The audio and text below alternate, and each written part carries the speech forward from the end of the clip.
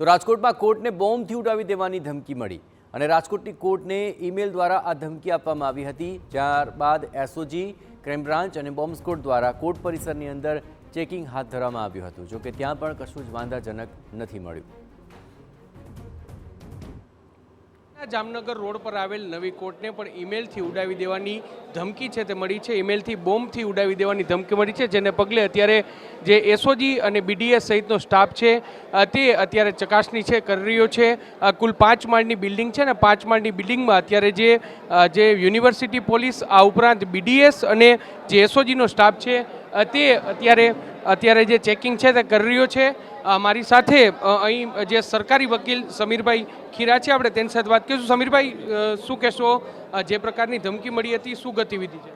હું સમીર ખીરા, સરકારી વકીલ। આજે થોડીક વાર પહેલાં અમને સમાચાર મળ્યા કે ઈમેલ પણ મળેલો કે આ કોર્ટને, નવી કોર્ટને બોમ્બથી ઉડાડી દેવાની ધમકી મળેલ છે।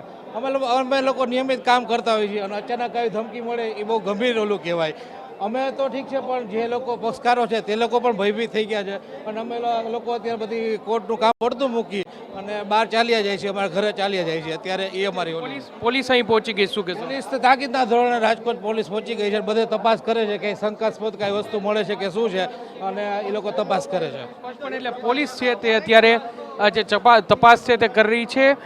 થોડા સમય પહેલા જે રાજકોટની નવી કોર્ટને ઈમેલ મારફતે બોમ્બથી ઉડાવી દેવાની ધમકી મળી હતી અને જે કોર્ટના જે પ્રશાસન છે તેમના દ્વારા જે પોલીસને જાણ કરવામાં આવી, જેના ભાગરૂપે પોલીસ છે તે તાત્કાલિક જે નવી કોર્ટે પહોંચી હતી। બીડીએસ છે, આ ઉપરાંત એસઓજી છે, સ્થાનિક પોલીસ છે, તે તમામ લોકો છે તે અહીં કોર્ટ બિલ્ડિંગ ખાતે પહોંચ્યા હતા। 5 માળમાં અલગ અલગ ડોગ સ્ક્વોડની પણ મદદ છે તે લેવાઈ હતી અને ચકાસણી છે તે હાથ ધરવામાં આવી છે। જોકે હજુ સુધી કોઈ પણ પ્રકારની શંકાસ્પદ વસ્તુ છે તે મળી નથી, પરંતુ જરૂરથી આ પ્રકારની ધમકી મળવાને કારણે જે વકીલો હોય કે તેમના અસીલો હોય તેમાં એક ફફડાટ છે તે ફેલાયો હતો અને હાલમાં આ ચકાસણી છે તે કરવામાં આવી છે। હજુ સુધી કોઈ પ્રકારની જે શંકાસ્પદ વસ્તુ છે તે મળી નથી, પરંતુ તકાદીરના ભાગરૂપે આ કાર્યવાહી છે તે અત્યારે કરવામાં આવી રહી છે।